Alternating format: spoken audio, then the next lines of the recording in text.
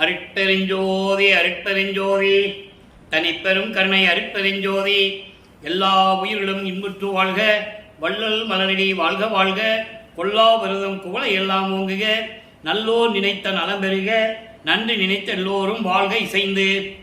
உலக மக்களே, அறிவார்ந்த அன்பர்களே, ஆண்மநேய ஒருமைப்பாடுடைய அன்பர்களே, அருட்பெருஞ்சோதி ஆண்டவருடைய திருவிளையாடல்களை நமது வல்லற்பமானவர்களுடைய அருளிய திருவுட்பாவிலிருந்து பார்த்து கொண்டிருக்கிறோம்.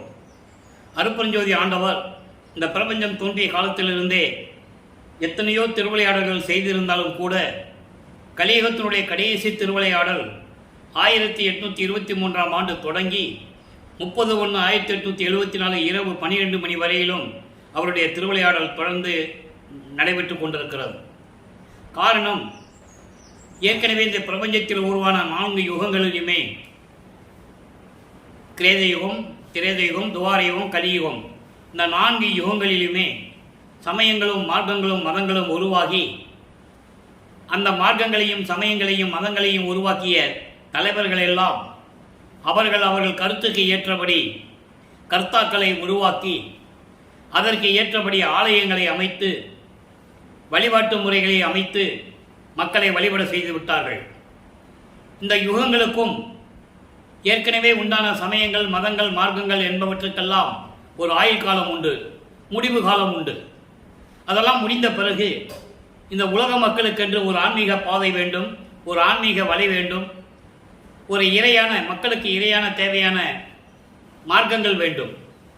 அதற்காக அருட்பெருஞ்சோதி ஆண்டவர் சுத்த சன்மார்க்கத்தை நிறுவி அதை தன் மகன் கையில் ஒப்படைத்து உலக மக்களையெல்லாம் சுத்த சன்மார்க்கத்தில் இணைத்து உலக மக்களெல்லாம் இன்புற்று வாழ வேண்டும் என்பதற்காகவும் சமரசமாக வாழ வேண்டும் என்பதற்காகவும் தனது மகனை, தனது செல்வப்பிள்ளையை ஒரு தாயின் வழியாக இந்த பூலகிற்கு வருவிக்க செய்தார் என்பதை ஒவ்வொரு பாடலின் மூலமாக நாம் பார்த்து கொண்டிருக்கிறோம்.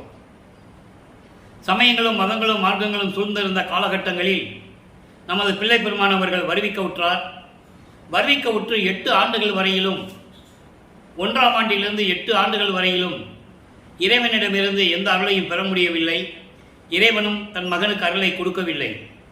காரணம், 1823ஆம் ஆண்டு தொடங்கிய திருவிளையாடல் 1874 ஆண்டுகள் வரை, அதாவது 51 ஆண்டுகள். இந்த 51 ஆண்டுகளையும் 8 ஆண்டுகளாக பிரித்து தனது மகனுக்கு அருளை கொடுத்து கொண்டிருக்கிறார் அருட்பெருஞ்சோதி ஆண்டவர். அதை தான் நாம் பார்த்து கொண்டிருக்கிறோம். 9வது ஆண்டு தொடக்கத்தில் அருட்பெருஞ்சோதி ஆண்டவர் தன் மகனை ஆட்கொள்கிறார். ஆட்கொண்டு ஞானத்தை கொடுக்கிறார். ஞானத்தை கொடுத்துவிட்டு, மகனே, நீ பூலோகத்தில் இருப்பாயாக, முன்பருவம் பின்பருவம் காட்டி உனக்கு அருள் செய்வேன் என்று கூறி மறைந்து விடுகிறார். அதன் பிறகு பிள்ளை பெருமானவர்கள் ஞானத்தை பெற்ற பிறகு இறைவன் மீது முறையீடு செய்கிறார். அங்கே பாடல்கள் உருவாகிறது. திருவருள் முறையீடு என்ற பதிகம் உருவாகிறது. மொத்தம் 232 பாடல்களை கொண்டது. ஒவ்வொரு பாடலிலும் இறைவன் தன்னை வருவிக்கூற்ற பிறகு எவ்வளவெல்லாம் துன்பப்படுகிறேன், வேதனைப்படுகிறேன் என்ற நிலையை எல்லாம் சொல்லி எனக்கு அருள வேண்டும் என்று முறையீடு செய்கிறார். அந்த வகையிலே நாம் பார்க்க வேண்டிய பாடல் 173வது பாடல். இதுவரையிலும் வல்லப்பெருமானவர்கள் சமயங்களிலும் மதங்களிலும் மார்க்கங்களில் ஈடுபட்டு கொண்டு அந்த நெறிகளை பின்பற்றி கொண்டு குறியீடுகள், அதாவது திருநீர் பூசிக்கொள்ளுவது, சைவ சமயத்தை சேர்ந்தவர்கள் திருநீர் பூசிக்கொள்ளுவார்கள், வைஷ்ணவ சமயத்தை சேர்ந்தவர்கள் நாமமிட்டுக் கொள்வார்கள். அதிலேயே பல வகை உண்டு. கொண்டி நாமம், பாத நாமம், ஒத்த நாமம், இப்படி நிறைய உண்டு. அதே போன்று கௌபார சமயத்தை சேர்ந்தவர்கள் திருநீர் பூசுவதும் சந்தனமிடுவதும், சாதகம் சமயத்தை சேர்ந்தவர்கள் அதாவது குங்குமம் போட்டு இட்டுக் கொள்ளுவதும், இப்படி ஒவ்வொன்றுக்கும் ஒவ்வொரு சமயத்துக்கும் ஒரு குறியீடு உண்டு. இவர் சமயத்தில் அந்த குலத்தில் இருந்ததனால், சிவபெருமானை வழிபட்டு வருவதனால் இவர் திருநூறு பூசிக்கொண்டு கழுத்திலே உத்தராட்சி மாலையம் போட்டுக்கொண்டு இறைவனை வழிபட்டு கொண்டிருக்கிறார். சமயங்களில் இருக்கின்ற மதங்களில் மார்க்கங்களில் சொல்லப்பட்ட சரியை கிரியை யோகம் என்ற 12 நிலைகளையும் பின்பற்றி கொண்டிருக்கிறார். இந்த 12 நிலைகளை கடக்க வேண்டும். தன் மகனுக்கு அருள் பக்குவத்தை கொடுக்க வேண்டும். சமயங்களிலும் மதங்களிலும் மார்க்கங்களில் இருக்க செய்து அதுக்கு பிறகு இதெல்லாம் தேவையில்லை என்று சொல்ல வேண்டும். அப்போ இவருக்கு சுத்த சன்மார்க்கத்தை கொடுக்க வேண்டும் இது இறைவனுடைய நியதி, காலத்தின் கட்டாயம். அந்த நிலையில் இருக்கும்போது அவர் இந்த முறையீடு 173வது பாடலை கவனிங்க. பாடல் உங்களுக்கு புரியாவிட்டால் கூட இறைவன் கொடுத்த விளக்கம் மிகவும் எளிமையாக இருக்கும். சோபம் கண்டாருக்கு அருள் செய்வோய், சோபம் கண்டாருக்கு அருள் செய்வோய், மதிக்கன்றி சூழ்ந்திடும் வெண் தீபம் கண்டாலும் இருள் இருள் போம். வெளிச்சத்தை பார்த்தா இருள் போயிடும்ல. இவ்வேளை தியங்கும் பரிதாபம் கண்டாய், அருள் செய்யாது என் குற்றந்தனை குறித்து கோபம் கொண்டாலும் நன்று ஐயா. அருள் செய்யாவிட்டாலும் என் குற்றந்தனை குறித்து கொண்டு கோபம் கொண்டாலும் நன்று ஐயா. என் துன்பம் கொதிப்புறுமே. இது பாடல். இந்த பாடலை விளக்கம் பாருங்க. அதாவது உலகிலே இருக்கின்றவர்கள், துன்பப்படுகின்றவர்களுக்கெல்லாம் உன்னிடம் வேண்டி துன்பத்தை போக்க வேண்டும் என்று கேட்டுக்கொண்டால் அவருடைய துன்பத்தை எல்லாம் நீக்குகிறாய். நல்லா கவனிக்கணும் பாட்டை. பாடலுடைய விளக்கம் இப்படியெல்லாம் இருக்கின்ற இறைவன் தனக்கு ஏன் அருளை கொடுக்கவில்லை என்று கேட்பார். எல்லார் துன்பத்தைகளையும் நீக்கக்கூடிய அருள் செய்யும் இறைவனே, அறிவுக்கு மட்டுமன்றி இருள் சூழ்ந்திருந்தாலும் நெருப்பு உண்டானாலும் இருள் நீங்கிவிடும். இருள் நீங்கிவிடும். உன்னுடைய அருள் கிடைத்து விட்டால் அறிவு விளங்கும், அறியாமை நீங்கிவிடும் என்று சொல்லுகிறார். அதான் மைய கருத்து. துன்பப்படுகிறவர்களுக்கு நீ அருளை கொடுக்கிறாய், அதே அருளை பெற்றவர்களுக்கு அறிவு விளங்கும்படி செய்கிறாய், அறியாமையை நீக்குகிறாய். ஒரு நெருப்பு கூட இருந்தால் இருள் போயிடும். அப்படி இந்த ஏழை மயங்கும் பரிதாபத்தை பார்த்து கொண்டுதான் இருந்து கொண்டிருக்கிறாய். நீ என்னை வருவிக்க உற்று செய்துவிட்டு மறைந்து விட்டாய். முன்பருவம் பின்பருவம் காட்டி அருள் செய்வன் என்று கூறி மறைந்து விட்டாய். நான் படுகின்ற துன்பத்தைகளையும் என்னுடைய பரிதாப நிலையையும் நீ பார்த்து கொண்டுதான் இருந்து கொண்டிருக்கிறாய். உனக்கு தெரியாமல் ஒன்று இல்லை, பார்த்து கொண்டிருக்கிறாய். எனக்கு நீ அருளை கொடுக்காவிட்டாலும் பரவாயில்லை, நல்லது. என் குற்றங்களை எல்லாம் மனதில் கொண்டு நீ கோபம் கொண்டாலும் சரி, என் மேல கோபப்பட்டாலும் சரி, நல்லது. நீ எது வேணா செஞ்சிக்கோ. ஆனால் ஒன்று மட்டும் நிச்சயம், நீ அருளை கொடுக்காவிட்டால் என் துன்பம் மீண்டும் மீண்டும் மீண்டும் வந்து என்னை சூழ்ந்திடுமே, என்னை துன்புறுத்துமே. அதற்கு என்ன பதில் சொல்ல போகிறாய் எனது இறைவனே? விரைவில் வந்து எனக்கு அருள்வாயாக என்று சொல்லி இந்த பாடலை நமக்கு அருளி இருக்கிறார்கள். இப்போ வல்லப்பமானவர்கள் 2வது 8 இருந்து கொண்டிருக்கிறார். முதல் 8 வரைக்கும் ஒன்றும் இல்லை. அதற்கு முன்னால் சில திருவிளையாடலாம் நடந்தது என்பதை நான் அப்பப்போ உங்களுக்கு கூறியிருக்கிறேன். ஒரு தாயின் கருவறையிலே பிண்ட வடிவத்திலே இருக்கும்போது, அங்கே கருவறை இருட்டாக என்று சொல்லும்போது அருட்பெருஞ்சோதி ஆண்டவர் வழிகாட்டியதையும், பசி என்று சொல்லும்போது தன் தந்தை அருளமுதம் ஊட்டியதையும், உடம்பு புழுக்கமாக இருக்கிறது என்று சொல்லும் போதெல்லாம் தென்றல் காற்று வீசியதையும் அருட்பெருஞ்சாண்டியுடைய திருவிளையாடலை கூறுகிறார். எப்போ கூறுகிறார்? சுத்த சன்மார்க்கத்தை பெற்ற பிறகு, மெஞ்ஞானம் கிடைச்ச பிறகுதான் இதெல்லாம் அவருக்கு தெரியும். அது வரைக்கும் தெரியாது. ஏன்னா இப்ப மறைப்பு நிலையில் இருக்கிறார். மறைப்பு நிலையில் இருக்கிறார் என்று சொல்வதை விட அருட்பெருஞ்சோதி ஆண்டவர் தன் மகனுக்கு மறைப்பு நிலையை கொடுத்திருக்கிறார். ஏனென்றால் இவன் சமயங்களையும் மதங்களையும் மார்க்கங்களையும் பின்பற்ற வேண்டும், உலக மக்களோடு இருக்க வேண்டும். அதன் பிறகு இது தேவையில்லை என்று சொல்ல வேண்டும். அதான் கான்செப்ட். அந்த நிலையில் இருக்கும்போது இந்த பாலுடைய விளக்கத்தை பார்த்து விட்டோம். இப்போ ஞானம் பிறந்த உடனே 13வது ஆண்டு தொடங்கி அவர் திருவொற்றியூர் செல்லுகிறார். அவர் செல்லவில்லை, இறைவன் அழைத்து செல்லுகிறார், மனதை தூண்டி விடுகிறார். அவர் திருவொற்றியூருக்கு செல்லுகிறார். தியாகராஜ பெருமானை பார்த்து எப்படியெல்லாம் முறையீடு செய்தார் என்பதை இதுவரை 18 பதிகங்களிலே பார்த்து விட்டோம். இன்று 19வது பதிகம் அருள்விடை வேட்கையிலே 8வது பாடலை பார்க்கிறோம். 7 பாடல்கள் இந்த பதிகத்திலையும் பார்த்தாச்சு. பாடலை நல்லா கவனிங்க. எளிமையான பாடல், ஆனால் பொருள் விளக்கமானது, அற்புதமாக இருக்கும். சுழவு காற்று, சூறாவளி காற்று. சுழவு காற்று சுழற்சி, அதாவது சூறாவளி காற்றுன்னு சொல்லுவாங்க. அனல், நெருப்பு, தூய மண், நிலம், மின், ஆகாயம், புனல், நீர், பஞ்சபூதங்களை சொல்லுகிறார். நிலம், நீர், நெருப்பு, காற்று, ஆகாயம். பலவுமாகும் படம் பக்கநாதரே. இந்த 5 பூதங்களையும் கட்டி ஆழ்ந்து கொண்டிருக்கின்ற, உன் கட்டளைப்படி இயக்கிக் கொண்டிருக்கின்ற, பாம்பை கழுத்தில் அணிந்து கொண்ட இறைவனே, அதான் படம் பக்கநாதர்னு சொல்றார். அப்படிப்பட்ட இறைவனே, நிலவு தன்மதி நீள் முடி வைத்த நீர் குலவும் எந்தன் குறை தவிர்க்கீர் கொள்ளோ.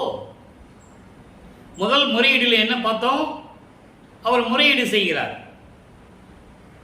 உன்னை வணங்குகிறவர்களுக்கு துன்பத்தை நீக்குகிறாய், அருளை கொடுத்து அறிவை விளக்குகிறாய், இருளை போக்குகிறாய், அறியாமையை போக்குகிறாய்.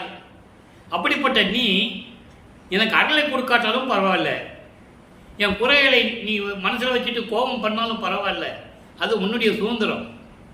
ஆனால் நீ எல்லாம் அப்படி இருந்தால் எனக்கு அருளை கொடுக்காவிட்டால் எனக்கு துன்பம் வந்து சேர்ந்துடுமேன்னு சொல்லுவார். இங்கே ஏன் துன்பத்தை தீர்க்கலன்னு கேட்குறார். ஸோ நிலைகள் மாறுகிறது. நல்லா கவனிக்கணும். நீங்கள் பாட்டு சொல்லி விளக்க சொல்ல மட்டுமல்ல, அவருடைய நிலைகள் எல்லாம் மாறிக்கொண்டிருக்கிறது. இப்போ என்ன சொல்கிறாரு? உன் அதாவது பின்னிய சடையில், நீண்ட பின்னிய சடையில் நிலவை பிறைசந்திரனை சூடியிருக்கிறாய். அதற்கு அந்த தத்துவத்தை வைத்துக் கொண்டிருக்கிறாய். அப்படிப்பட்ட இறைவன் நீ என்னுடைய துயரத்தை ஏன் தீர்க்கவில்லை? எதற்காக? கொலோனா எதற்காகன்னு கேட்கிறார். என்னுடைய துன்பத்தை ஏன் நீர் தீர்க்கவில்லை, எதற்காக என்பதை இப்போ நீ வந்து எனக்கு விளக்க வேண்டும். இந்த பாடலை அருளியிருக்கிறார்கள்.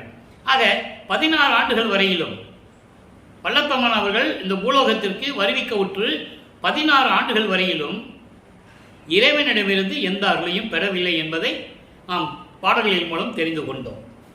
இப்போ 3வது எட்டில் அடியெடுத்து வைக்கிறார். 3/24. அப்போ 3ஆம் திருமறை உருவாகிறது.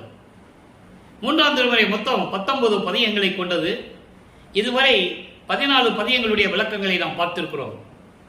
இன்று 15வது பாடல் பதியத்துடைய விளக்கம் சோதிடம் நாடல் 5வது பாடல்.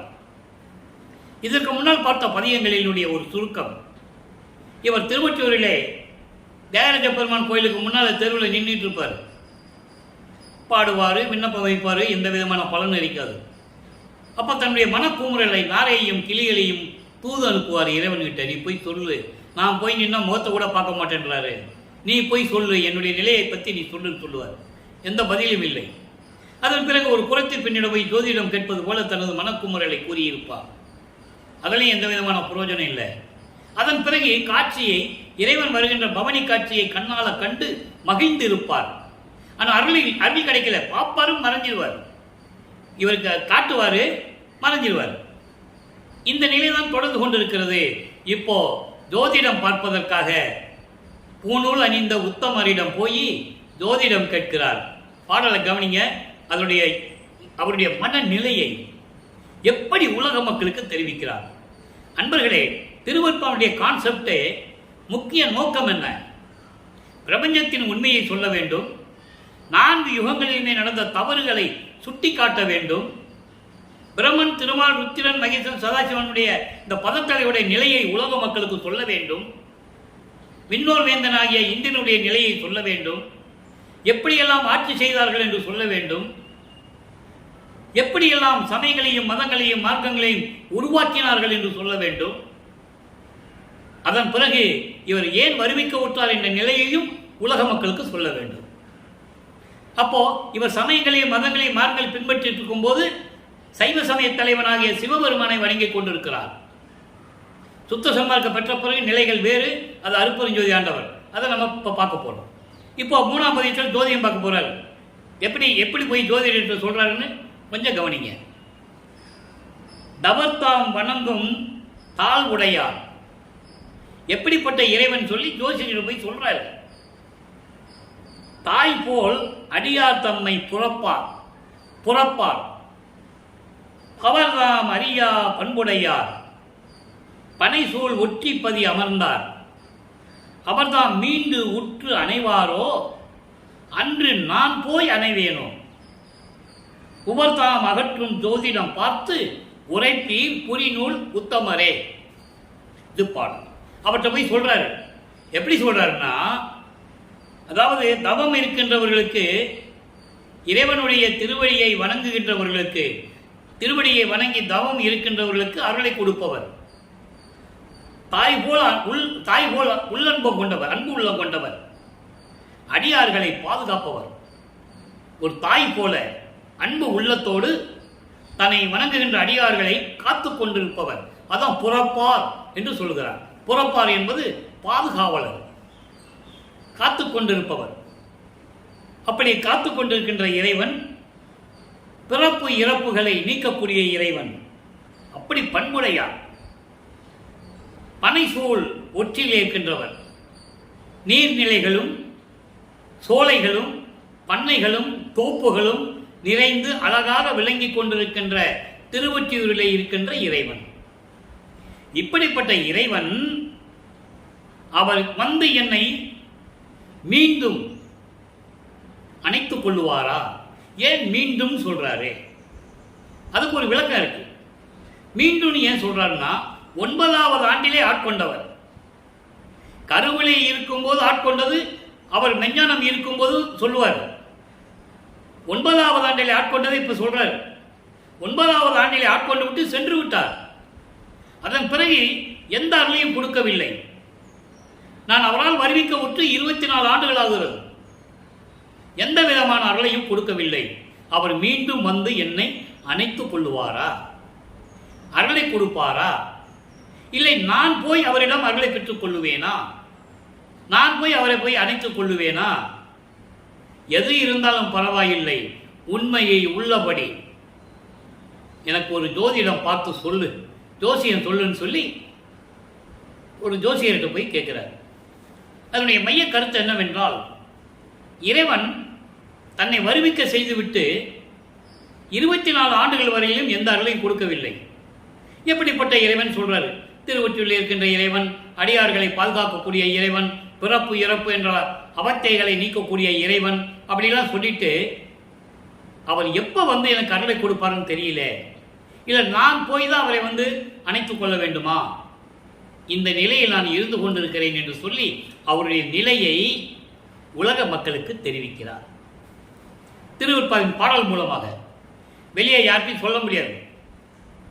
அவர் இறைவனுடைய மகன் என்று சுத்த சரணாகத்தை பெற்ற பிறகு சொல்ல முடியும்.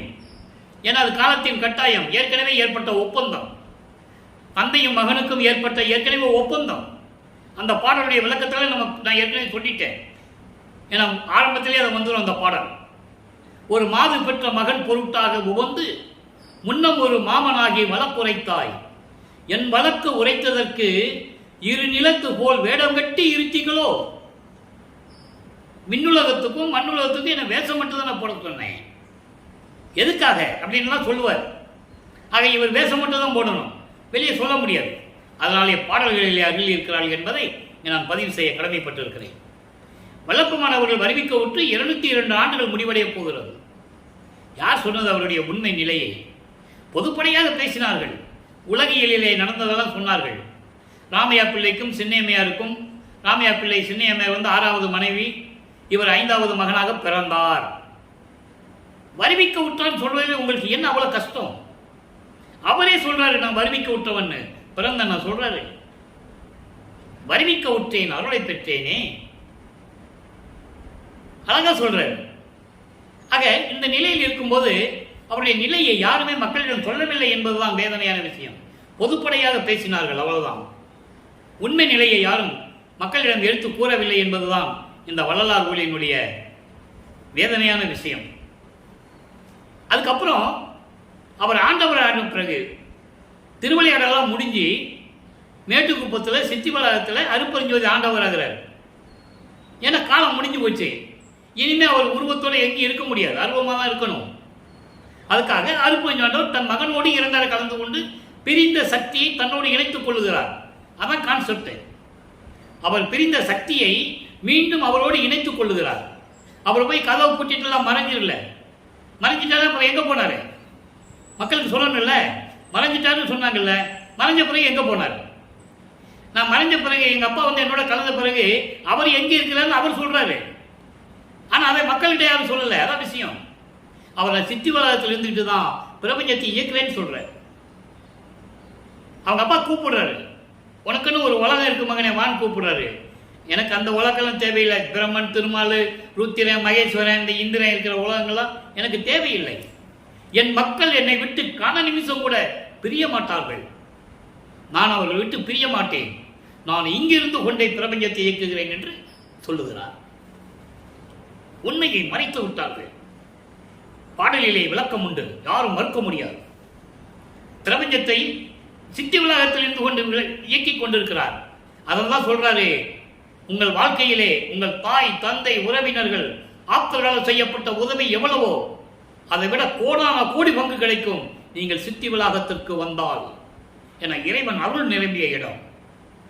அதை உணர வேண்டும். ஆக இப்படி நிலைகள் இருக்கும்போது 3ஆம் திருமுறையிலே இந்த நிலைகள் ஓடிக்கொண்டிருக்கிறது. விளக்கம் சொன்ன இதெல்லாம் பேசணும்னா மணிக்கணக்கில் பேசலாம், அவ்வளவு விளக்கங்கள் இருக்கிறது. அப்போ இப்போ 4வது எட்டில் உள்ள போயிட்டு இருக்காரு. 4×8 = 32, 24 ஆண்டுகள் வரைக்கும் எந்த நிலை இல்லை. இப்ப 25வது ஆண்டு தொடங்கி 32 ஆண்டுகளுக்குள் என்ன நடந்தது, அந்த 8 வருஷத்துல என்ன நடந்தது? அதற்கு முதல் படியாக 27வது ஆண்டில் வல்லப்பெருமானுக்கு வயது இல்லை. அவர் வருவிக்க விட்ட 27வது ஆண்டில் தனக்கோடி அம்மையாருக்கு திருமாங்கல்யம் பூட்டி அந்த அம்மாவிற்கு மோட்ச வீட்டை காட்டி விமோசனம் கொடுக்கிறார். அது அந்த அம்மாவுக்கும் தெரியும். ஏன்னா முதல் நாள் இரவுல அருப்பஞ்சாண்டவர் 2 குதிரை மாட்டின தேர்ல வந்து மணமக்களை வாழ்த்து விட்டு செல்லுகிறார்கள். அப்ப அந்த அம்மா பார்க்குறாங்கல்ல, அப்போ அவருக்கு அந்த அம்மாவுடைய மறைப்பு நிலை நீங்குகிறது. அந்த அம்மா யாருன்னு தெரிஞ்சுக்கிறாங்க, வள்ளல் பெருமான் யாருன்னு அந்த அம்மாவுக்கு தெரியுது. அதனால தான் கடைசியில் அவர் வீட்டை விட்டு கிளம்பும்போது அந்த அம்மா சொல்றாங்க, அவரை நீங்கள் தடுக்க வேண்டாம், அவர் நிலை உயர்ந்தது என்று சொல்லுகிறார். உண்மையை சொல்லவும் முடியாது. கடைசி வரைக்கும் அந்த அம்மா பூலோகத்தில் இருந்துட்டு தான் போகணும். அதான் காலத்தின் கட்டாயம். நீங்க அதை நல்லா புரிஞ்சுக்கணும். அப்போ அந்த 27வது ஆண்டில் அந்த அம்மாவுக்கு திருமாங்கல்யம் பூட்டி அந்த அம்மாவுக்கு விமோசனத்தை கொடுத்து மோட்ச வீட்டை காட்டி இப்போ அந்த பற்றை துறக்க வேண்டும். சமயம் அதை சரியக்கிரிய யோகம் 12 நிலைகளையும் கடக்கணும். அந்த பாசங்களை கடக்கணும். உலக விடயங்களை கடக்க வேண்டும். மண்ணாசை, பெண்ணாசை, பொன்னாசை, இதெல்லாம் கடக்க வேண்டும். அடுத்தபடியாக இவர் இனிமேல் திருவொற்றியூருக்கு செல்லுவதில்லை, திருமுல்லை வாயிலுக்கு போக போறதில்லை, திருவள்ளியத்தைக்கு போக போறது, எங்கேயுமே போக போறதில்லை இனிமேல் అని சொல்லி அங்கே இருக்கிற வீட்டிலேயே உட்கார்ந்து கொண்டு கதவை தாழ்பால் போட்டுகிறார். கதவை தாப்பா போட்டுறார். இறைவன் வரட்டும். உறுதியா நின்றார். இப்போ மகனுடைய நிலையை அருட்பெருஞ்சோதி ஆண்டவர் புரிந்து கொண்டார். இப்போ அவருக்கு சுத்த சன்மார்க்கம் இருக்கிறது தெரியும். இன்னும் வாங்கல, சுத்த சன்மார்க்கம் இருக்கிறது தெரியும். சரியக்கிரியோ 12 நிலையில கடந்துட்டாருன்னு தெரியும். இனிமே அவர் வரட்டும்னு சொல்லி வீட்டுக்குள்ள உட்காந்துட்டார். இப்போ மகனுடைய கோபம் நியாயமானது, நியாயமானது தானே, இயற்கை தானே. ஒரு மகனை வருவிக்க செய்துவிட்டு 32 ஆண்டுகள் வரைக்கும் ஒரு பிரயோஜனம் இல்லாம ஒரு அருளையும் கொடுக்க முடியாமல் இருந்தால் எப்படி? அருள் பிரகாச மாலை 2ஆம் திருமுறை உருவாகிறது. 100 பாடல்கள். இன்னைக்கு நம்ம பார்க்க வேண்டிய பாடல் வந்து 93வது பாடல். இதுக்கப்புறம் பிரசாத மாலைன்னு ஒன்று இருக்கு, அடுத்த பதிகம்.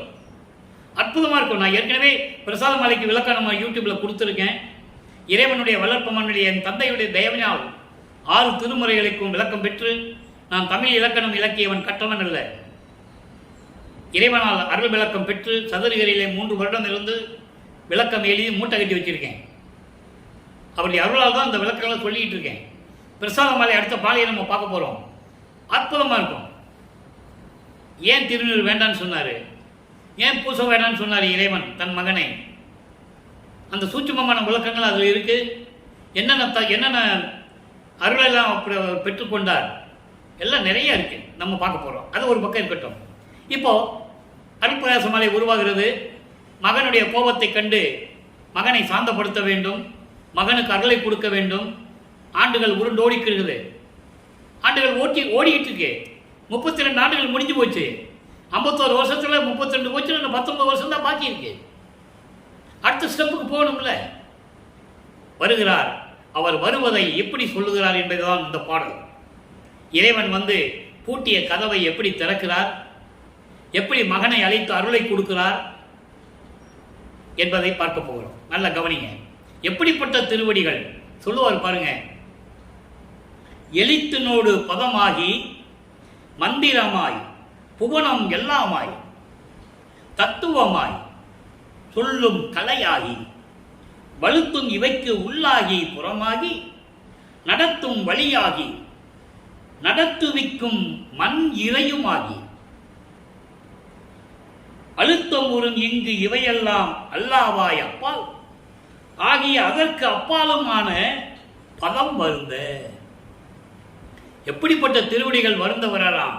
விண்ணுலகத்திலிருந்து வந்து தெருவிலே மண்ணிலே கால் பதித்து செம்பருங்க கருங்கல் பரல்கல்னு சொல்லுவார். அந்த படலை தான் நம்ம பார்த்துட்டோம். அதெல்லாம் காலில் அவங்க அப்பா காலில் குத்துதான். அப்போ அந்த பாதம் வந்து செவந்து போச்சான். கால் வலிக்குதான் அவங்க அப்பாவுக்கு. அப்படிப்பட்ட திருவடிகளாம். அப்படிப்பட்ட திருவடிகள் வருந்த வந்து இழைத்து நடந்து இரவில் என்பால் அடைந்து ஒன்று கொடுத்தாய். ஒவ்வொரு பாடலில் ஒன்று தான் கொடுப்பாரு. நம்ம அடுத்த பதியம் பார்க்க போகிறோம் பிரசாதமால. அதில் அருள் பூ மனம், செல்லுப்பூ செல்லும் பூ, அருள் பூ, அருள் மணப்பூ நிறைய சொல்லுவார். அது ஒவ்வொரு மணப்பூ, அந்த பூ ஒவ்வொரு பூவும் என்ன தத்துவம், என்ன அருளை கொண்டதுன்றதை நம்ம பார்க்க போகிறோம் இது முடிஞ்ச உடனே. அப்போ ஒன்று கொடுத்தாய் எம்பெருமானின் பெருமை என் முறைப்பேன் வியத்தே. இந்த பாடலுடைய சுருக்கம் பாருங்க. இப்போ பாடலை படிச்சாச்சு இல்லை, மேக்சிமம் யாருக்கும் விளங்காது, அது அந்த அளவுக்கு புரியாது. விளக்கம் சொல்கிறேன், உங்களுக்கு புரியும். அதாவது எல்லா உலகங்களிலும் இருக்கின்ற உயிரினங்களின் இருப்பிடமாகவும்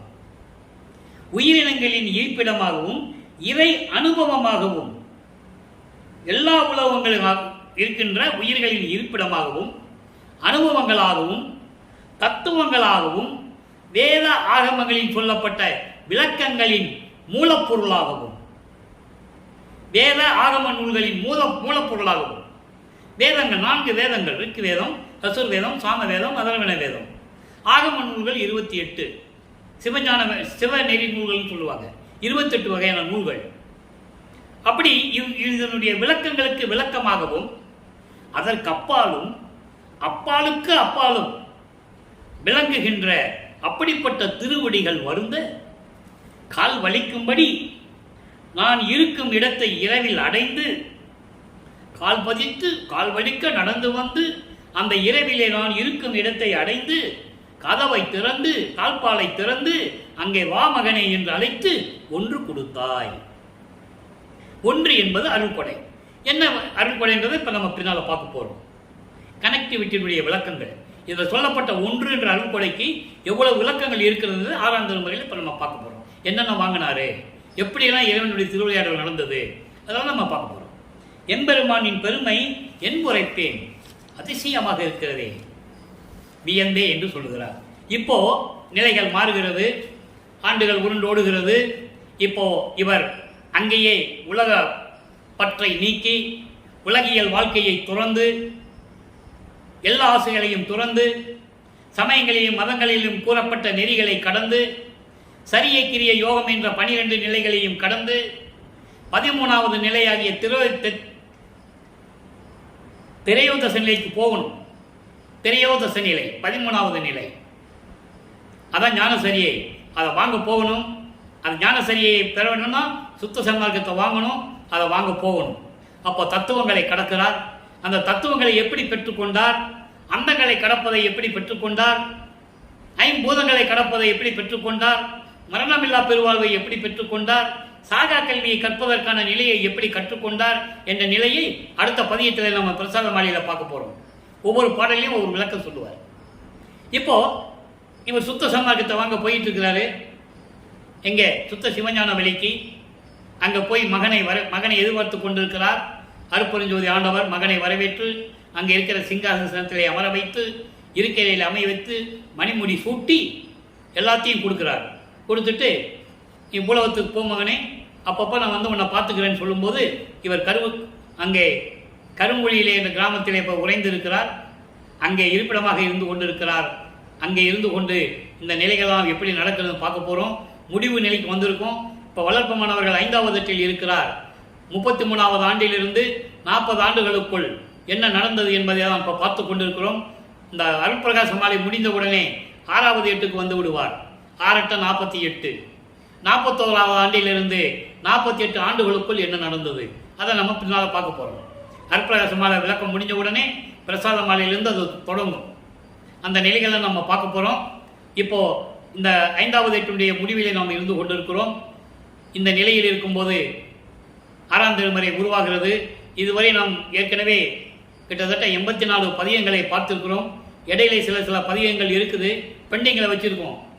அது எந்தெந்த காலகட்டத்தில் எப்படி அதோடு இணைக்கணுன்றதே இறைவனுடைய தயவினால் அவருடைய அறிவுரையினால் அது நிப்பாட்டி வச்சிருக்கு. அப்போ அது மீண்டும் வந்துடும். இப்போ 85வது பதிகம் திருவருள் பேரு 10வது பாடல். இறைவனுடைய திருவருளை பெற்றுவிட்டால் அதனுடைய பாக்கியம் எப்படி இருக்கும்? வாலி என்னை தூக்கி வைத்த கரதலங்கள், வாலி எல்லாம் வல்ல மணிமன்றம், வாலி நடம், வாலி அருஜோதி, வாலி நடராயன், வாலி சிவஞான வழி. இங்கே நடராயன் என்று சொல்லுவது நடராஜன் அல்ல. அதை நான் ஏற்கனவே நிறைய விளக்கங்கள் கொடுத்துருக்கேன். அவர் சைவ சமயத்தை சேர்ந்தவர். அவர் அது ஒரு குரூப்பு. சிவபெருமானு, நடராஜன், சொப்பனாவன், தியாகராஜன், மாசிலாமணி அவங்களாம் ஒரு குரூப்பு. இங்கே நடராயன் என்பது நடனங்களுக்கெல்லாம் அதிபதியான அருப்பெருஞ்சோதி நடராஜபதி மாலை என்றது அடுத்த பதியத்துக்கு நம்ம போகிறோம். அங்கே எல்லா விளக்கமும் இருக்குது. அதை நம்ம பார்க்க போகிறோம். இப்போ வாலியனை தூக்கி வைத்த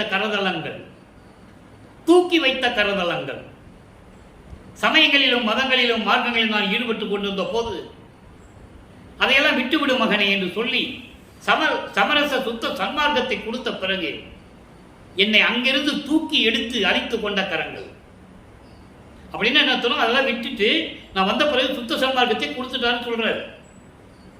கரதலங்கள், வாலி எல்லாம் வல்ல மணிமன்றம். அங்கே சத்தியஞான சபை. இன்னும் இங்கே சத்தியஞான சபை கட்டுறதுக்கு நம்ம வரல, விளக்கத்துக்கு வரல. அதுக்கு இன்னும் பின்னால் இருக்குது, இன்னும் நாட்கள் இருக்குது.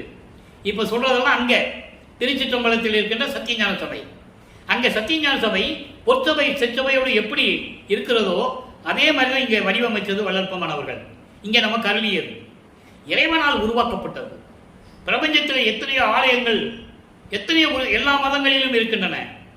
கிறிஸ்துவ மதத்திலும் சரி, இஸ்லாமிய மதத்திலும் சரி, பௌத்த மதத்திலும் சரி, சமண மதத்திலும் சரி, அவங்களுக்கு என்று ஆலயங்கள் இருக்கிறது. யாரும் இறைவன் கட்டியதல்ல. ஆனால் வடலூரில் இருக்கிற சத்தியஞான சபை மட்டும் இறைவனால் உருவாக்கப்பட்டது. இந்த பிரபஞ்சத்திலேயே இறைவனால் உருவாக்கப்பட்ட ஒரே இடம் சத்தியஞான சபை என்பதை நீங்கள் புரிந்து கொள்ள வேண்டும். அப்படிப்பட்ட மணிமன்றத்தில் இருக்கின்ற, அதாவது திருவிளையாடல் செய்து கொண்டிருக்கின்ற இறைவனே, உன் புகழ் வாலி வாலியவே, வாலி அருஜோதி, வாலி நடராயன், வாலி சிவஞான வழி, அருப்பெருஞ்சோதி ஆண்டவருடைய வழி, மெஞ்ஞான வழி என்று சொல்லி இந்த பாடலை நமக்கு அருளியிருக்கிறார்கள். அடுத்து பாருங்க, கைமாறியின்மை. இப்போ இறைவனுடைய அருளை பெற்றாச்சு, பாக்கியத்தை சொல்லியாச்சு. இறைவனுக்கு என்ன கைமாறு செய்ய போறோம்? அப்பாட்ட கேட்கிறார். நீ என் தந்தை மகனுக்கு நீ உதவி செய்து விட்டாய். ஒரு மகனுக்கு தந்தை என்னென்ன செய்யணுமோ நீ செஞ்சிட்ட. மகனாகிய நான், தந்தையாகிய உனக்கு நான் என்ன செய்ய வேண்டும் என்று கேட்கிறார். அப்ப அங்க ஒரு திருவிளையாடலை சொல்லுகிறார், அவர் பெற்ற அருளை சொல்லுகிறார். கைமாறின்மை 10வது பாடல். இன்னைக்கையோட இந்த பதிவு முடியுது. புலையை தவிர்த்து, புலைன்னு சொன்னா பொதுவாகவே மாமிசம் என்றுதான் சொல்லுவோம். மாமிசம் ஒரு இழிவான செயல், இழிவான நிலை, புலைத்தலைன்னு சொல்லுவார். ஆக இங்கே புலை என்பது குற்றங்கள் நிறைந்தது என்பது சமயங்கள், மதங்கள், மார்க்கங்களுடைய நெறிகள், முரண்பாடுகள், வேற்றுமைகள். அதை ஏன் சொல்லுகிறாருன்னா ஒரு இடத்துல சொல்லுவார். இப்போ சைவ சமயத்தை சேர்ந்தவர்கள் ஒரே இடத்தில், அதாவது எல்லா கோயில்களிலும் ஒரே மாதிரி வழிபாடு நடக்காது, வேறுபாடுகள் இருக்கும். அதே போன்று வைஷ்ணவ சமயத்தை சேர்ந்தவர்கள் கூட எல்லா கோயிலும் ஒரே மாதிரி வழிபாடு இருக்காது, வேறுபாடுகள் இருக்கும், விதிமுறைகள் வேறு வேறாக இருக்கும். திருச்செந்தூர்ல வழிபாடு அங்கே பழனியில் இருக்காது, உருவங்கள் வேறாக இருக்கும், நிலைப்பாடுகள் வேறாக இருக்கும்.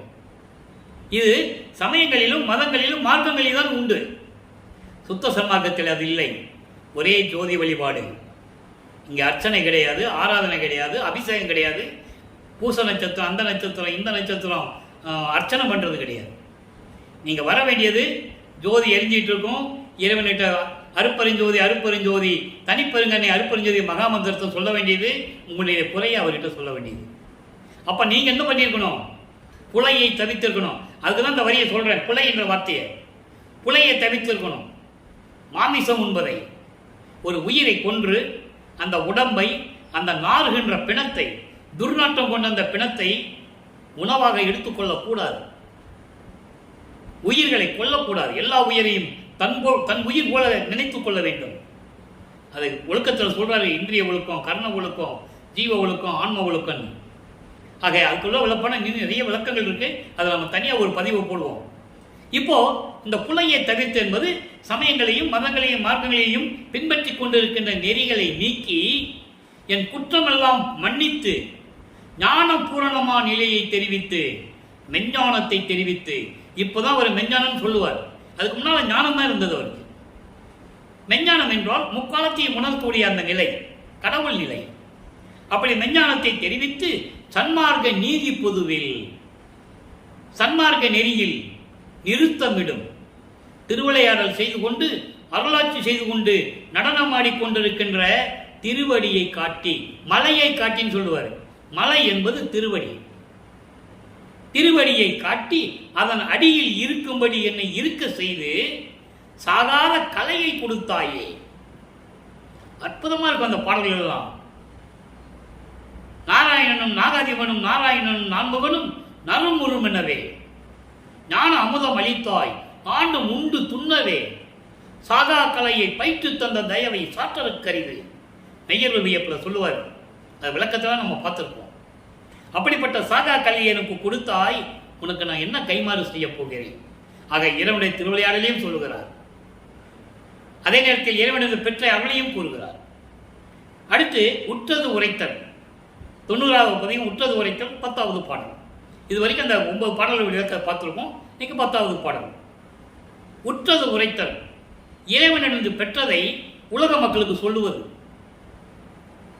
பெற்றேன் என்றும் இரவாமை, வேதம் தவிர்ந்தே இறைவன் என்னை உற்றை கலந்தான், நானும் அவனை உற்றை கலந்தேன் ஒன்றானும், எற்றை அடியேன் செய்த தவம் யாரே புரிந்தார், இன்னமதம் துற்றே உலகில் நீ விரலாம் வாழ்க வாழ்க துணியற்றே. பாடல் அற்புதமான பாடல். பெற்றன் இரவாமை, இறைவனிடமிருந்து இறப்பை தவிர்த்து விட்டேன். பெற்றேன் இரவாமை என்றால் என்ன? மரணமில்லா பெருவாழ்வு, பிறப்பு இறப்பு இல்லை. அவருக்கு ஏற்கனவே பிறப்பு இறப்பு இல்லாதவர். அதை ஏன் இந்த மண்ணுலகிலே பூலோகிலே வந்து சொல்கிறார் என்றால், ஒரு தாயின் வழியாக பிறந்ததனால் மானிட பிறவி எடுத்து விட்டோமே என்று மற்றவர்கள் நினைத்து கொள்ளக்கூடாது. அதனால்தான் அதை கூறுகிறார். பெற்றேன் என்றும் இரவாமை வேதம் தவிர்ந்தே, எந்த விதமான முரண்பாடு இல்லாமல், வேறுபாடுகள் இல்லாமல், தயக்கம் இல்லாமல் எனக்கு மரணமில்லா பெருவாழ்வை கொடுத்து விட்டான். இறைவன் என்னை உற்றை கலந்தான், நானும் அவனை உற்றை கலந்தேன், ஒன்றாயிட்டோன்னு சொல்றாரு. இதுக்கு மேல என்னங்க சொல்லணும்? அவரை போய் தமிழ் துறவின்னு சொல்றது, சாமியார்னு சொல்றது, பரந்தாருன்னு சொல்றது, பாடலாசிரியர், கதையாசிரியர், வசனகர்த்தா, சீர்திருத்தவாதின்னு சொல்றது. ஏன் கடவுள்னு சொன்னா உங்களுக்கு என்ன கஷ்டம்? அவரே சொல்றாரு, நான் இறைவனாக இருக்கிறேன். மக்கள்கிட்ட யார் சொல்லலையே. ஆக ஒன்றே கலந்தோம், எற்றே அடியேன் செய்த தவம். நான் என்ன தவம் செய்தேன்? சுத்த சன்மார்க்கத்தின் தவம் என்ன? சமயங்களிலும் மதங்களிலும் மார்க்கங்களிலும் தவம் இருப்பது சாப்பிடாம, செய்யாம, ஒன்றும் பண்ணாம, கடலுக்கு அடியில் போறது, மரத்துக்கடியில் உட்கார்ந்துக்கிறது, புகைக்குள்ள போறது, நெருப்பை மூட்டி மேலே ஊசிக்கல்ல, அதாவது ஊசி பலகை போட்டு ஒத்த கல்ல நிற்கிறது. அது அந்த தவம். சுத்த சன்மார்க்கத்தின் தவம் எந்த நேரமும் இறைவனை மனதில் நினைத்து கொண்டு சத்து விசாரம் செய்வது, இறைவனுடைய பெருமையை பேசிக் கொண்டிருப்பது, தன்னுடைய சிறுமையை இறைவனிடம் சொல்லி முறையீடு செய்வது, அதுதான் தவம். தீபத்து முன்னால் கண்ணை மூடி உட்கார்ந்துக்கிட்டு மணிக்கணக்கில் உட்கார்ந்து கூடாது. அது சுத்த சன்மார்க்கத்துக்கு எதிரானது. முறையீடு செய்ய வேண்டும். தன்னுடைய நம்ம அப்பா அவரு, அப்பங்கிட்ட பிள்ளை எப்படி பேசணும் அப்படி பேசணும், மனம் திறந்து பேசணும், நம்ம ஒழுக்கத்தில் இருக்கணும், ஜீவகாரணிய ஒழுக்க நெறியில் இருக்கணும். அப்ப இந்த நிலையில் இருந்து கொண்டு என்ன மாதிரி யார் தவம் செய்திருக்க முடியும்? இறைவனுடைய சுத்த சன்மார்க்கத்தை பெற்றுக்கொண்டு இன்னமுதம் இன்னமுதம் என்பது சுத்த சன்மார்க்கம். சுத்த சன்மார்க்கத்தை நீங்கள் பெற்றுக்கொண்டு உலக மக்களுக்கு சொல்றார். இன்னமுதம் துற்றே என்றால் பெற்றுக்கொண்டு. இங்கே இன்னமுதம் என்பது சுத்த சன்மார்க்கம். நீங்கள் சுத்த சன்மார்க்கத்தில் சேர்ந்து உலக மக்களே நீங்கள்லாம் வாழ்க வாழ்க வாழ்க துணியற்றே, உங்களுடைய துன்பங்களை துயரங்களை எல்லாம் நீக்கிவிட்டு நியூடூலி நோயற்ற வாழ்வில் வாழ வேண்டும் என்றால் உலக மக்களே நீங்கள் சுத்த சன்மார்க்கத்துக்கு வாருங்கள் என்று சொல்லுகிறார். அதை நான் பெற்றுக்கொண்டேன், உங்களுக்கும் உண்டு, வாருங்கள் என்று சொல்கிறார். அடுத்து இன்பத்திறன் என்ற ஒரு பதியம்.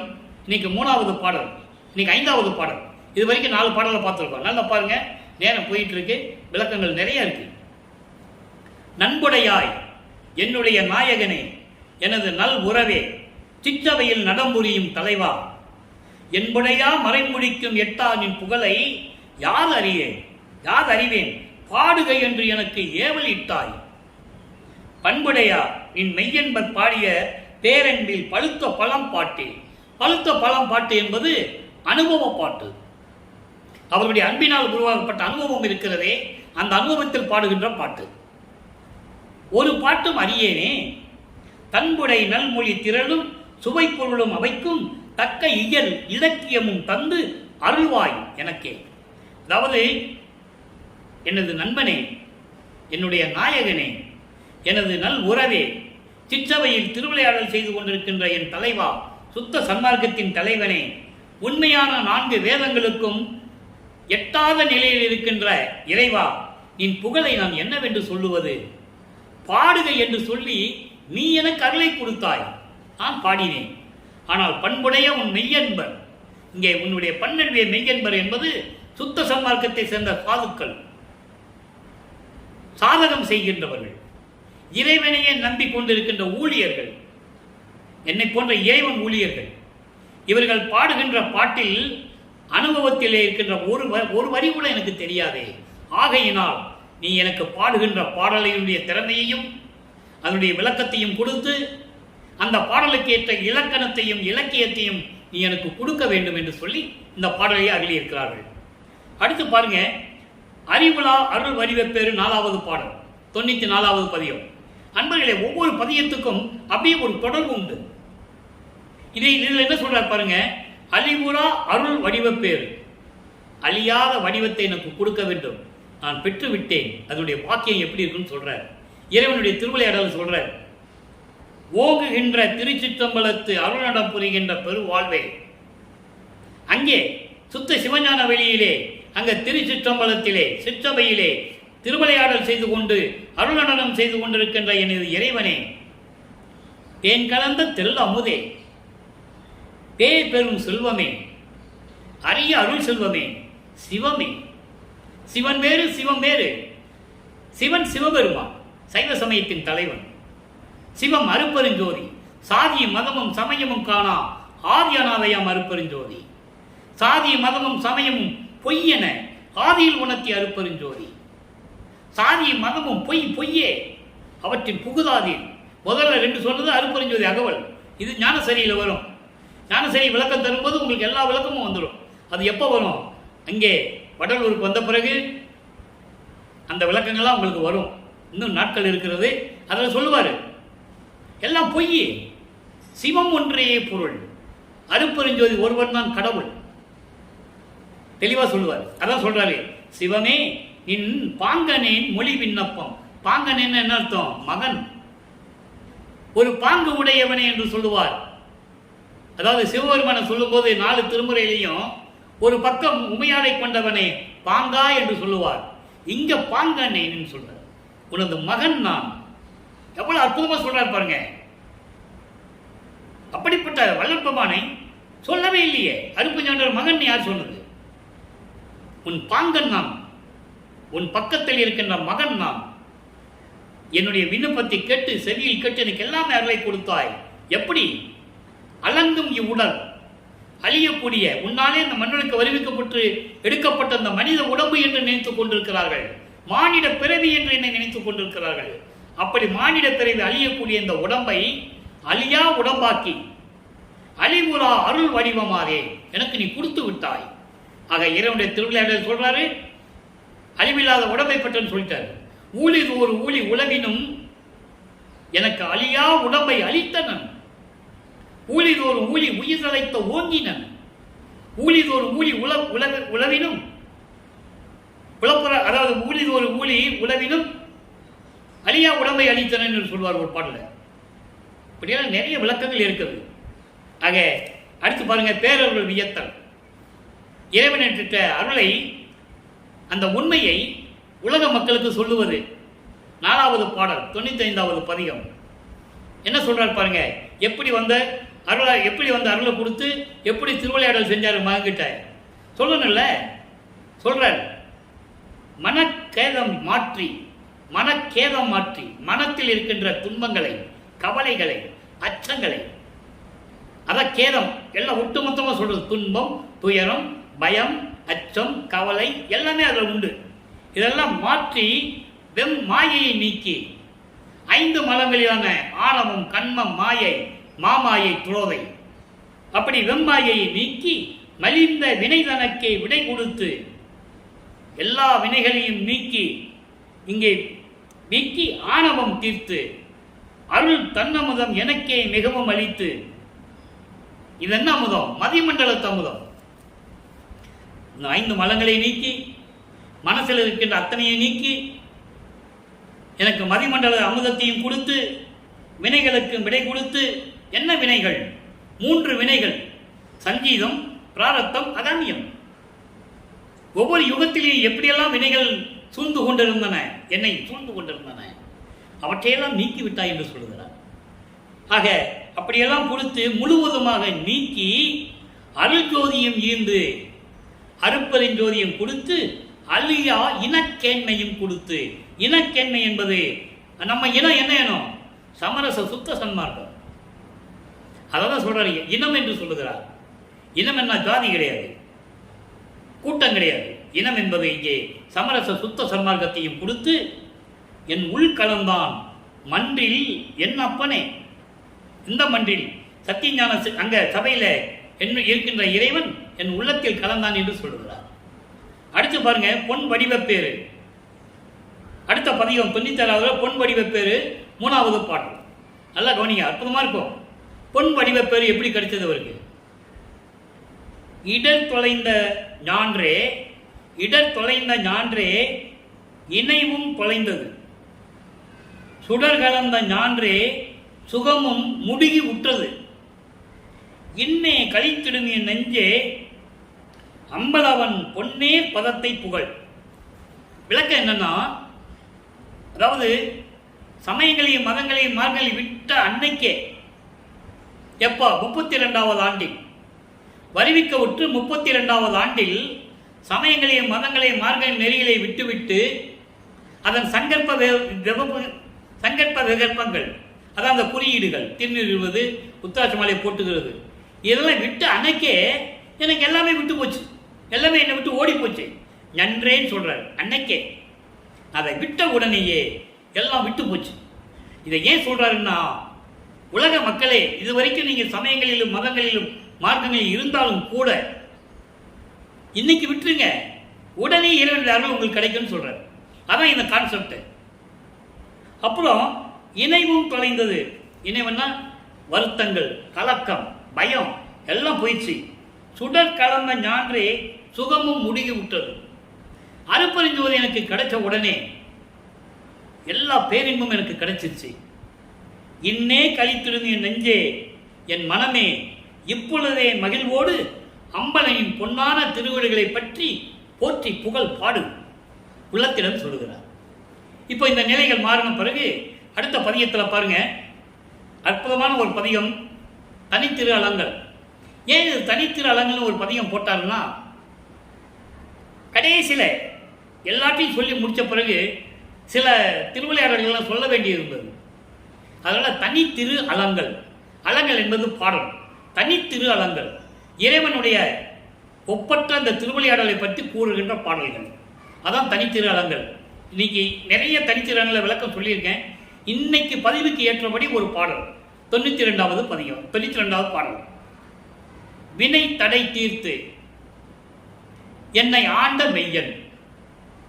இறைவனுடைய திருவிளையாடல் சொல்றாரு, மணிப்பொதுவில் மெஞ்ஞான நடம்புரிந்து விளங்குகின்ற விமலன். இறைவனை விமலன் என்று சொல்லுவார். யாரை? அருட்பெருஞ்ஞாண்டவரை. நிமலன் என்று சொல்லுவார், அமலன் என்று சொல்லுவார். மலங்கள் நீங்கிய இறைவன். இது எல்லாருக்குமே ஒரே அர்த்தம், ஒரே பொருள். விமலன், அமலன், நிமலன். என்னை தனி வைத்து ஒரு அருள் ஒளி ஈந்து என்னுள் இருக்கின்றான். எல்லாம் செய்ய வல்ல சித்தன் இச்சை அருட்ஜோதி தினைத்தான் பெற்றவரேனும் சாலும் முன்னே உலகில் செத்தவர்கள் எல்லாரும் திரும்ப வருக என்று நினைத்தவுடன் எதிர் வந்து நிற்பார் கண்டாய். எனது நெஞ்சே நீ அஞ்சேல் உள்ளஞ்சே அஞ்சலே. இது பாடல். இந்த பாடலுடைய விளக்கம் பாருங்க. வினை தடை தீர்த்து எல்லாம் உடைய அருட்பெருஞ்சோதி அற்புத கடவுளே. விண்ணப்பத்தில் சொல்லுவார். விண்ணப்பத்தில் டெய்லியும் வழிபாட்டில் படிக்கிறாங்க. இங்கேயும் சரி, சத்தியஞான சபையிலையும் சரி, சித்தி வளாகத்திலையும் சரி, அந்த விண்ணப்பத்தை படிக்கிறாங்க. பொருள் தெரியல. ஏனென்றால் பற்று இல்லை அவங்க மேல். சுத்த சமூகத்தில் பற்று இல்லை. கடமைக்கு செய்கிறார்கள். சொல்லிதான் ஆக வேண்டி இருக்கிறது. வேற வழி இல்லை. தடை எல்லாம் உடைய அற்புத கடவுளே. இக்காலம் தொடங்கி சுத்த சன்மார்க்கத்தின் முக்கிய தடைகள் சமயங்கள், மதங்கள், மார்க்கங்கள் என்பவற்றின் ஆசார சங்கற்ப விகற்பங்களும் வருணம் ஆசிரமம் புதிய உலகாச்சார சங்கற்ப விகற்பங்களும் எங்கள் மனதில் பற்றா வண்ணம் அருள் செய்தல் வேண்டும். சுத்த சன்மார்க்கத்தின் முக்கிய லட்சியமாகிய ஆன்மநேய ஒருமைப்பாட்டுரிமை எங்களுக்குள் எக்காலத்தும் எவ்விடத்தும் எவ்விதத்தும் எவ்வளவும் விலகாமல் நிறைந்து விளங்க செய்வித்தருள் வேண்டும். அதனுடைய நோக்கம் என்ன? அதை இங்க சொல்றாரு. வினையை தடை தீர்த்து வினைகளை சுமந்து கொண்டிருக்கின்ற துன்பங்களையும் துயரங்களையும் தந்து கொண்டிருக்கின்ற சமயங்கள், மதங்கள், மார்புடைய தடைகளை நீக்கி என்னை ஆண்ட மெய்யன் அருட்பெருஞ்சோதி ஆண்டவர். நல்லா புரிஞ்சதா உங்களுக்கு? இதான் அதனுடைய விளக்கம். அப்போ அருட்பெருஞ்சாண்டவர் தன்னை ஆளும்போது இதெல்லாம் இருக்கக்கூடாது. அருட்பெருஞ் சுத்த சன்மார்க்கத்துக்கு இது தேவையில்லை. அப்படிப்பட்ட இறைவன் அங்கே சத்தியஞான சபையிலே மெஞ்ஞானம் நடம் புரிந்து, மெஞ்ஞான நடம், ஞானத்தில் ஞானம், அந்த நடம் புரிந்து விளங்குகின்ற விமலன், மலங்கள் நீங்கிய இறைவன், சுத்த தேகத்தை கொண்ட இறைவன், சுத்த சன்மார்க்கத்தை உடைய இறைவன் என்னை தனி வைத்து என்பது யாரிடம் ஒப்பிடாமல் எனக்கு நிகராக வைத்து, தனக்கு நிகராக வைத்து ஒளி அருள் ஒளி ஈந்து அருட்பெருஞ்சோதி தந்து என்னுள் இருக்கின்றான். ஆக இறைவனுடைய திருவிளையாடல சொல்றாரு, அருட்பெருஞ்சோதியை கொடுத்ததை சொல்றாரு. இன்னும் செயல்படுத்தலை. நல்லா கவனிக்கணும். அருட்பெருஞ்சோதியை கொடுத்துட்டாரு. செயல்படுத்துறது எங்க? சித்தி வளாகம். அந்த விளக்கம் அங்க வரும். அப்போ எல்லாமே கொடுத்துட்டாரு. நீ பிரபஞ்சத்தை இயக்குன்னு சொல்லிட்டாரு. அருட்பெருஞ்சோதி இதை கொடுத்துட்டாரு. நீ திருவருள் செங்கோலாக்கி கொடுக்கணும்.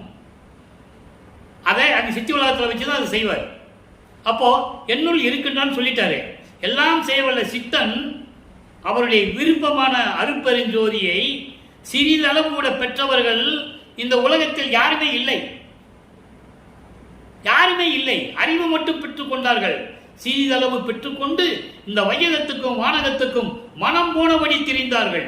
யாரு? புத்தன், சமண மதத்தை சேர்ந்த மகாவீர் சொல்றாரு, அருகரன் சொல்றாரு, ருத்திரன், பிரம்மன், யாராக இருந்தாலும் சரி, எல்லாருமே சரி, இறைவனுடைய அருளில் சிறிதளவு பெற்றுக்கொண்டு இந்த வையகத்துக்கும் வானகத்துக்கும் மனம் போனபடி திரிந்தவர்கள். விளையாடான் என்ற சிறு பிள்ளை கூட்டம். பிறந்த குழந்தைக்கு விளையாட தெரியுமா? இதுக்கு என்ன தெரியும்? அந்த நிலையில் இருக்கின்றவர்கள் சொல்றாரு. விளையாட கூட தெரியாம குழந்தைகள் இருக்காங்கல்ல, அந்த நிலையில் இருக்கின்றவர்கள் என்று சொல்லுகிறார். ஆனால் யாருக்கும் கிடைக்காததை எனக்கு தந்து அவருக்கு நிகராக வைத்து இந்த மாதிரி அருட்பெருஞ்சோதி பெற்றவர் இந்த உலகத்தில் யார் கூட கிடையாது. கொஞ்சம் கூட கிடையாதுங்க. ஒரு ஆள் கூட கிடையாதுன்ற. அப்படி உலகில் செத்தவர்களை எல்லாரும் திரும்ப வருக என்று நினைத்தவுடன் எதிர் வந்து நிற்பார் கண்டாய். அந்த அருளை நான் பெற்றுக் கொண்டிருக்கிறேன். இங்கே செத்தவர்கள் என்பது செத்த பிணங்களை எழுப்புவதல்ல. அது விளக்கம் நான் ஏற்கனவே 4 வருடங்களாக சொல்லிக் கொண்டிருக்கிறேன். அகவலிலே கூட இருக்குது. எல்லாத்தையும் சொல்லுவாரு. செத்தவர்கள் எழுப்பார் மேடைக்கு ஒன்று இருக்கு சத்தியஞான சபையில. அதனுடைய பொருள் நிறைய இருக்கு. அந்த விளக்கம் வரும்போது நான் சொல்லுவேன். அதாவது செத்தவர்களை எழுப்புவது என்பது ஏற்கனவே சுத்த சன்மார்க்கத்தை அதாவது தெரியாமல், சுத்த சன்மார்க்கத்தினுடைய நெறிகளை தெரியாமல், கடைபிடிக்க தெரியாமல் இறந்து போயிருப்பார்கள். அந்த ஆன்மாக்களை திரும்பவும் உருவம் கொடுத்து, மனித பிறவி கொடுத்து இங்க கொண்டு வர வேண்டும், பூலோகத்திற்கு கொண்டு வர வேண்டும். கொண்டு வந்து சுத்த சன்மார்க்கத்தை கொடுத்து அவர்களை வாழ்விலை மேம்படைய செய்ய வேண்டும். இப்படியெல்லாம் செஞ்சாதான் உலகமுள்ள சுத்த சன்மார்க்கம் பரவும். எல்லாருக்கும் தெரியணும்ல. தெரியாம செத்து போனவங்களை பத்தி என்ன பண்றது? அவங்களை கூட்டு வரணுன்ற அந்த ஆன்மாவை உயிர் கொடுத்து மனித பிறவியாக்கி கொண்டு வந்து அவங்களுக்கு சுத்த சன்மார்க்கத்தை கற்றுக் கொடுக்க வேண்டும். அப்படியெல்லாம் வருவார்கள், நிற்பார்கள். பார்த்துக்கோ மனமே, நீ பயப்படாதே, நாம் சுத்த சன்மார்க்கத்தை பெற்று விட்டோம் மனதிடம் சொல்லுகிறார். மனசுகிட்ட உள்ளத்துக்கிட்ட சொல்றார். உள்ளத்துக்கிட்ட சொல்லுவது போல மக்கள்கிட்ட சொல்றார். மக்களே, நான் சுத்த சன்மார்க்கத்தை பெற்று விட்டேன், செத்தவர்களை கொண்டு ஒருக்கான அருளை பெற்று விட்டேன், நீங்களும் வாருங்கள் சுத்த சன்மார்க்கத்திற்கு என்று உலக மக்களை அழைக்கிறார். இறுதியாக ஒரே ஒரு பாடல், மெய்யருள் வியப்பு, 112வது பதிகம், 40வது பாடல். எப்படியெல்லாம் இறைவனுடைய திருவிளையாடல் நடக்குது தெரியுமா? என்னை அடிமை கொண்டாய். இந்த ஒரு வார்த்தைக்கே 1 மாசம் விளக்கம் சொல்லணும். அவ்வளவு விளக்கம் திருவிற்பாடு இருக்கு. என்னை அடிமை கொண்டாய். எப்ப அடிமை கொண்டார்? புதிய நின்னை என்று போக்குதொரோ நீர் பூர்வித்தினும் உனது பூங்கலருக்கு அன்பு பூண்டவன். எக்கே அங்கேயே பூர்வித்தினும், நீ எப்ப பிரபஞ்சத்தை தோக்கினாயோ தோற்றுவித்தாயோ அன்னைக்கே நான் உனக்கு அடியனாக இருந்தவன். புதியன் அல்லேன், தொன்று தொட்டு உனது பூங்குழலுக்கு அடிமை கொண்டவன் என்று சொல்லுவார் ஒரு பாடலிலே. தொன்று தொட்டு, அப்போ ஒவ்வொரு யுகத்தில் நான் இருந்தேன்னு சொல்லுவார். ஏனாதான் எனினும் நான் அம்மையின் அடியேன் என அறிந்தேன், இதயம் வளர்ந்தேனே, அது ஒரு பாடல சொல்லுவார். அதாவது சொல்றாரு, என்னை அடிமை கொண்டாய் எல்லா யுகங்களிலுமே, நானும் நினக்கு நல்லவனா, நான் உனக்கு நல்லவனா, நல்ல மகனா, எல்லாம் வல்ல தலைவா, நினக்கு நல்லவன் அல்லேனோ, நான் உனக்கு நல்ல மகனா இல்லையா? சுத்த சன்மார்க்க தலைவனே, என் தந்தையே, எல்லா யுகங்களையும் என்னை அடிமை கொண்ட இல்லை, நான் நல்லவனா, உனக்கு நல்ல மகனா நான் இருக்கிறேனா அப்படின்னு கேட்கிறார். இதுக்கு ஒரு பாடல்ல சொல்லுவார். அந்த பாடல் விளக்கம் நம்ம பின்னால பார்க்க போறோம். எல்லாருக்குமே விளக்கம் உண்டு, யாரும் மறுக்க முடியாது நண்பர்களே. அப்ப சொல்லுவாரு, அப்பா நான் ஏதாவது தப்பு செஞ்சிருக்கிறேனா அப்படின்னு கேட்பார். இல்லை அப்பா, நான் எவ்வளவோ தவறு செஞ்சிருக்கிறேன் சமயங்களிலும் மதங்களிலும் மார்க்கங்களிலும் இருக்கும்போதுன்னு சொல்லுவார். அது எல்லாம் என்னுடைய திருவிளையாடல் மகனே, நீ கவலைப்படாதே சொல்லுவார். இல்லை, நீ என்னை சோதிக்கிறதுக்காக 4 பெண்களை கூட அனுப்புனியே, அதாவது 4 பெண்களை அனுப்பி வச்சு என் மகனை டெஸ்ட் பண்ணணும், விளக்கு இது சோதனை செய்யுங்கன்னு சொன்னியே அப்படின்னு கேட்பார். அந்த பாடல் விளக்கம் நான் சொல்லிட்டேன். இல்லை மகனே, அது என்னுடைய திருவிளையாடல், உன்னை சோதித்தேன், நான் உன்னுடைய மன உறுதியை சோதித்தேன். ஏனென்றால் காமத்தை ஜெயிக்க வேண்டும். காமம், குரோதம், லோபம், மோகம், மதம், ஆச்சரியம், அதுல ஒவ்வொரு டெஸ்ட்லையும் இவர் மகனுக்கு டெஸ்ட் வைக்கிறாரு, இவர் ஜெயிக்கிறாரு. அதான் கான்செப்ட். ஆக இப்படியெல்லாம் நடந்து கொண்டிருக்கிறது. முன்னை வினைகள் அனைத்து நீக்கி சொல்லிட்டாரா? முன்னை வினைகள், முன்னை வினைகள் என்பது சென்ற யுகங்களிலே சங்கீதம், பிராரத்தம், அகாமியம். சங்கீதம் என்பது பல யுகங்களிலே பல பிறவிகளிலே, அகாமியம் பிராரத்தம் என்பது சென்ற யுகங்களிலே, அகாமியம் என்பது இப்போ நடக்கிறது. இப்படி வினைகள் எல்லாம் நீக்கி அமுதம் ஊட்டியே, அதான் முக்கியம், அமுதம் ஊட்டியது. மூவருக்கு அரிய நிலையில் வைத்தாய், பிரம்மன், திருமால், ருத்திரனும் எட்ட முடியாத நிலை. அவங்களாம் சத்தியஞான சபைக்குள்ள போக முடியாதாங்க. பாடல சொல்கிறார், வெளியே தான் நிற்கணும், இவரெல்லாம் போக முடியும் உள்ள. அப்படி பிரம்மன், திருமால், ருத்திரன் மூவருக்கும் எட்டாத இறைவனே, அந்த நிலையில் என்னை வைத்தாயே, என்னை நாட்டியே, என்னை விரும்பி, எனக்கு சுத்த சிவராஜ்யத்திலே எனக்கு இடம் கொடுத்து இந்த மூவருக்கும் எட்டாத அரிய நிலையிலே வைத்தாய் என்று சொல்லி இந்த பாடலை நமக்கு அருளியிருக்கிறார்கள்.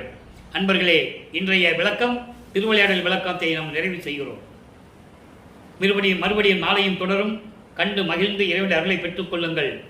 சுத்த சன்மார்க்கத்தில் இருந்து கொலையும் புலையும் தவிர்த்து ஜோதி வழிபாடு செய்து இறைவனை அருட்பெருஞ்சோதி அருட்பெருஞ்சோதி தனிப்பெருங்கனை அருட்பெருஞ்ச மகாமந்திரத்தை உச்சரித்து இறைவனுடைய அருளை பெற்றுக்கொண்டு நீங்கள் நீடூழி வாழ வேண்டும் என்று இறைவன் தயவோடையும் கருணையோடு வாழ்த்து விடைபெறுகிறேன். இந்த வள்ளலார் புலியன். நன்றி, வணக்கம். மீண்டும் நாளை சந்திப்போம். இறைவனுடைய திருவிளையாடல் தொடரும்.